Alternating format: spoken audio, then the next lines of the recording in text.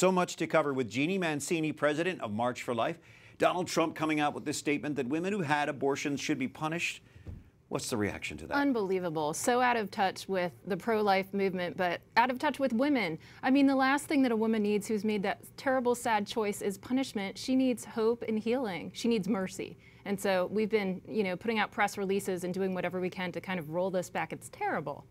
What about this drug labeling change that the FDA approved? RU 486, its chemical abortion, was approved in 2000. Its approval was rushed, politicized, it was flawed, and it's dangerous for women. It's harder on women than surgical abortion, and essentially what the FDA did today was they made this easier for women to use and for longer periods of time. So they took away some of the medical oversight to this. So what they're really doing is putting ideology in the place of women's health.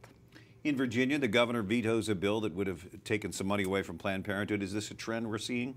Well, one thing to point out here, of course, is that he was very much elected by Planned Parenthood. I mean, they put a lot into getting him elected, and let's hope it's not a trend. I'm happy to see lots of trends with governors putting into place blocks to Planned Parenthood and other abortion facilities receiving funding. I mean, let's let other, non-abortion facility health clinics do this good work. And finally, Utah's new bill. Doesn't it recognize the humanity of the baby in the womb? Sure, I love it. I mean, you can't say that this is a lifeless blob of tissue. The baby feels pain at 20 weeks, and that's what this bill is basically doing. It's saying, let's give the baby anesthesia before its demise, essentially. So much going on this life front. EWTN's Foundress, Mother Angelica, spoke out clearly and often about life. Listen. You say, well, why are you talking so much about life? Because I want other people to live. That's why.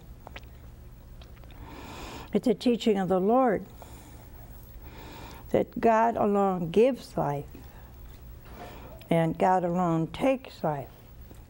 That was a 1994 interview with Nellie Gray, the founder of the March for Life. So as president of March for Life, talk about Mother's impact on this movement. Oh my gosh, I got to tell you, I love Mother Angelica so much. She's just such a pioneer. So her putting EWTN at the forefront of the March for Life, really, I mean, we work hand in glove with EWTN. It's just been an amazing gift.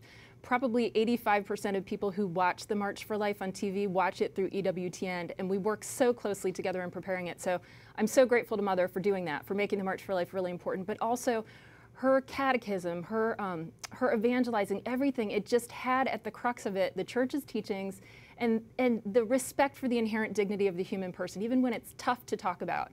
And it came out in everything she did, the way that she acted, the choices that she made with EWTN, but just in who she was as a person. So I'm just so we are grateful. her living legacy, which will go on. Jeanne, thank you for being with us. Thanks for having me.